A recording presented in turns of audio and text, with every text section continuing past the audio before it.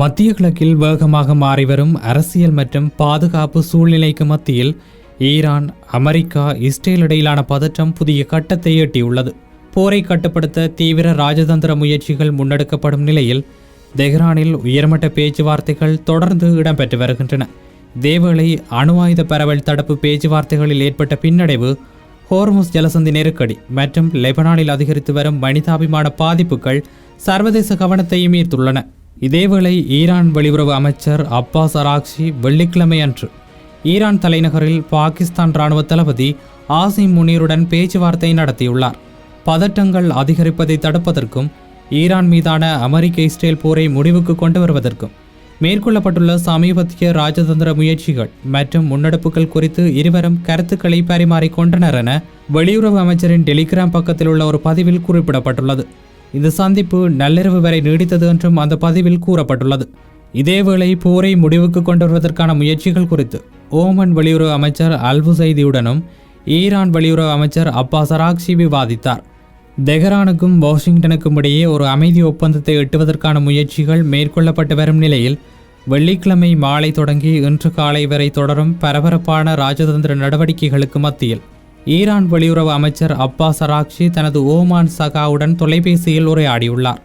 சமீபத்திய பிராந்திய நிலவரங்கள் மற்றும் பதற்றங்கள் அதிகரிப்பதை தடுத்து போரை முடிவுக்கு கொண்டு வருவதற்கான தற்போதைய ராஜதந்திர முயற்சிகள் குறித்து இரு வெளியுறவு அமைச்சர்களும் விவாதித்து கருத்துக்களையும் அபிப்பிராயங்களையும் பரிமாறிக்கொண்டனர் என ஈரானின் செய்தி நிறுவனம் ஒன்று தெரிவித்துள்ளது. இதற்கிடையில் உலகெங்கிலும் உள்ள ஈரானிய தூதரகங்களுடன் தொடர்புடைய சமூக ஊடக கணக்குகள் தெஹ்ரானில் தலைமை பலவீனமடைந்து விட்டது என்ற அமெரிக்க இஸ்ரேலிய கதையாடல்களை எதிர்கொள்ளவும் எதிர்ப்பை வெளிப்படுத்தவும் ஒரு முயற்சியாக தோன்றும் வகையில் ட்ரம்பை தொடர்ந்து கேலி செய்து வருகின்றன.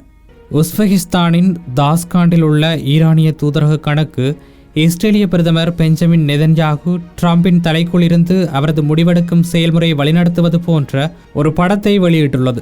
இது அமெரிக்க கொள்கை வகுப்பதில் இஸ்ரேலின் செல்வாக்கு இருப்பதாக கூறப்படுவதை வெளிப்படையாக குறிப்பிடுவதாக தெரிகிறது. ரஷ்யாவில் உள்ள ஈரானிய தூதரகம் WWE மல்யுத்த நிகழ்ச்சியில் ட்ரம்ப் தோன்றியதையும் ஈரானிய அதிபர் மசூத் பெஷேகியன் அறுவை சிகிச்சை நிபுணர் பின்னணியையும் ஒப்பிட்டு ஒரு காணொலியை பகிர்ந்துள்ளது. மருத்துவம், மல்யுத்தம் என இருவரின் பின்னணிகளை வேறுபடுத்தி காட்டும் நோக்கில் அவர்களின் மிகச்சிறந்த 2 தருணங்களை இது இணைத்துள்ளது.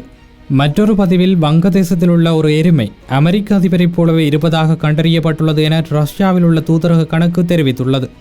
இதேவேளை வாஷிங்டனுக்கும் தெஹ்ரானுக்கும் இடையில் ஒரு உடன்பாட்டை எட்டுவதற்கான சர்வதேச முயற்சிகள் தீவிரமடைந்து வரும் நிலையில் தெஹ்ரானில் ஒரு கத்தார் தூதுக்குழுவின் இருப்பு தற்போதைய தருணம் எவ்வளவு முக்கியமானது என்பதை நிரூபிக்கிறது என்று கத்தார் பல்கலைக்கழகத்தின் உதவி பேராசிரியர் அப்துல்லா ஃபந்தர் அல் அதேவி கூறுகிறார்.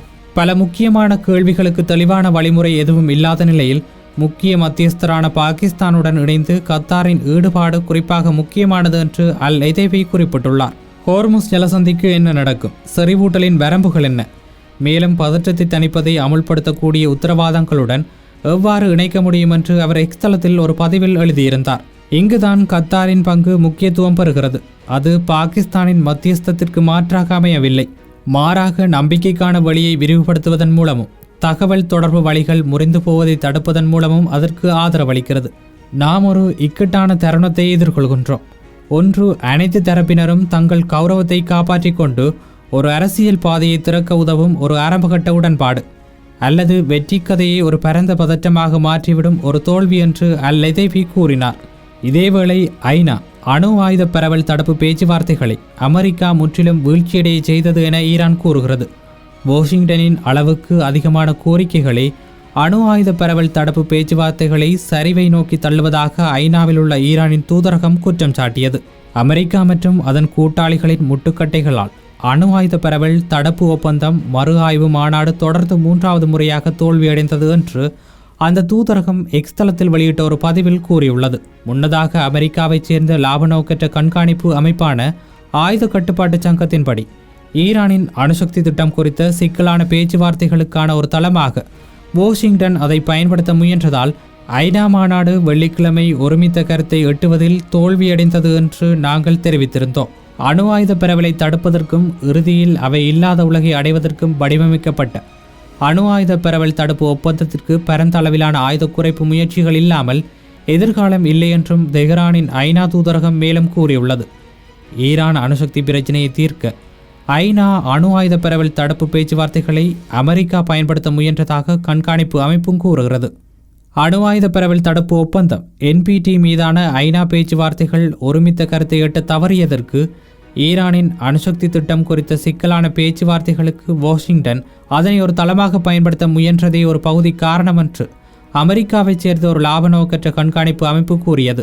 ஐநா மாநாடு எந்தவொரு உடன்பாடுமின்றி முடிவடைந்தால் 1972 பிறகு முதல் முறையாக உலகின் மிகப்பெரிய ரஷ்ய மற்றும் அமெரிக்க அணு ஆயுத கிடங்குகளின் அளவு மீது இப்போது ஒப்புக்கொள்ளப்பட்ட வரம்புகள் எதுவும் இல்லை என்று ஆயுத கட்டுப்பாட்டு சங்கத்தின் அறிக்கை தெரிவித்திருக்கின்றது. வருந்தத்தக்க வகையில் அதிகரித்து வரும் அணுசக்தி அபாயங்கள் நிறைந்த இக்காலத்தில் NPT நாடுகள் இந்த ஒப்பந்தத்திற்கும் அதன் அடிப்படை கொள்கைகள், இலக்குகள் மற்றும் நோக்கங்களுக்கும் தங்கள் ஆதரவை முறையாக மீண்டும் உறுதிப்படுத்துவதற்கான ஒரு முக்கிய வாய்ப்பை தவறவிட்டன என்று ACAவின் நிர்வாக இயக்குனர் டேரில் கிம்பால் கூறியிருந்தார்.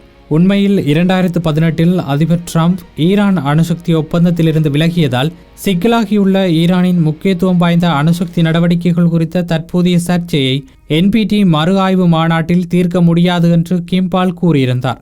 தெஹ்ரான் நீண்ட காலமாக குடிமை நோக்கங்களுக்காக மட்டுமே என்று கூறிவரும் ஈரானின் அணுசக்தி திட்டத்தின் எதிர்காலம் ஐநாவைக்கு வெளியே தீவிரமான மற்றும் தொடர்ச்சியான ராஜதந்திரத்தின் மூலம் கையாளப்பட வேண்டும் என்று அவர் மேலும் கூறியிருக்கின்றார். ஒருமித்த கருத்தை எட்டியிருக்க முடிந்தாலும் கூட கிம்பால் மேலும் கூறுகையில் அணு ஆயுத ஒழிப்பு, ராஜதந்திரத்தில் உள்ள பற்றாக்குறை உட்பட தலை சுற்ற வைக்கும் அளவிலான அணுசக்தி அபாயங்களை கையாள்வதற்கு மாநாட்டை பயன்படுத்திக் கொள்ளும் வாய்ப்பை உறுப்பு நாடுகள் தவறவிட்டன என்றும் கூறியிருந்தார். இது இப்படி இருக்க, பொருளாதார நெருக்கடியால் ஹோர்முஸ் ஜலசந்தி மூடப்பட்டதால் அப்பகுதி மக்களிடையே கருத்து வேறுபாடு ஏற்பட்டுள்ளது.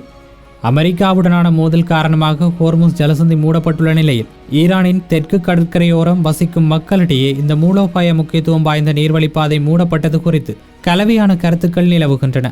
அமெரிக்காவும் இஸ்ரேலும் தங்கள் போரை தொடக்குவதற்கு முன்பு உலகின் எண்ணெய் மற்றும் எரிவாயுவில் சுமார் 1/5 பங்கு இந்த நீர்வழிப்பாதை வழியாகவே சென்று வந்தது. ஈரானிய துறைமுக நகரமான பந்தர் அப்பாஸில் கருத்துக்கள் பிளவுபட்டுள்ளதாக ஊடகம் ஒன்று செய்தி வெளியிட்டுள்ளது. வாஷிங்டனுடனான பேச்சுவார்த்தைகளில் இந்த ஜலசந்தி மூடல் தெஹ்ரானுக்கு ஒரு சாதகமான நிலையை அளிக்கிறது என்று சில உள்ளூர்வாசிகள் கூறுகின்றனர். ஈரானுக்குத்தான் சாதகமான நிலை உள்ளது என்று அப்பகுதிவாசியான அஷராஷின் கூறினார். ஆனால் மற்றவர்கள் அதனால் ஏற்பட்டுள்ள இன்னல்களை விவரிக்கின்றனர். துறைமுக தொழிலாளர்கள் பெருமளவில் வேலை இழந்துள்ளனர் என்றும் விற்பனை கடுமையாக குறைந்துள்ளது என்றும் சந்தை வியாபாரி ஒருவர் கூறியிருந்தார். மற்றொரு குடியிருப்பாளர் மக்கள் துன்பப்படுகிறார்கள் என்று வெளிப்படையாக கூறினார். அவர்கள் ஒரு உடன்பாட்டிற்கு வந்து ஜலசந்தி கூடிய விரைவில் மீண்டும் திறக்கப்படும் என்று நம்புகிறேன் என்றும் அவர் கூறியிருந்தார். என்ன நடந்தாலும் இந்த போரின் சுமை மக்கள் மீதே விழுந்துள்ளது. இதேவேளை மத்திய கிழக்கில் நிலவும் இந்த தீவிரமான பதற்ற நிலை ஒரு பிராந்திய மோதலை தாண்டி உலகளாவிய அரசியல், பாதுகாப்பு மற்றும் பொருளாதார நிலைத்தன்மையை சவாலுக்கு உட்படுத்தும் கட்டத்தை எட்டியுள்ளது. அடுத்த சில நாட்களில் நடைபெறவுள்ள ராஜதந்திர பேச்சுவார்த்தைகள், ஹோர்முஸ் ஜலசந்தியின் எதிர்காலம், ஈரானின் அணுசக்தி திட்டம் மற்றும் லெபனானின் மனிதாபிமான நிலைமை ஆகியவை உலக நாடுகளின் தீவிர கவனத்தை தொடர்ந்து ஈர்த்து கொண்டிருக்கும் நிலையில் இந்த நெருக்கடி அமைதிக்கான வாய்ப்பை உருவாக்குமா அல்லது மேலும் தீவிர மோதலுக்கு தள்ளுமா என்பதை நாமும் பொறுத்திருந்து பார்க்கலாம்.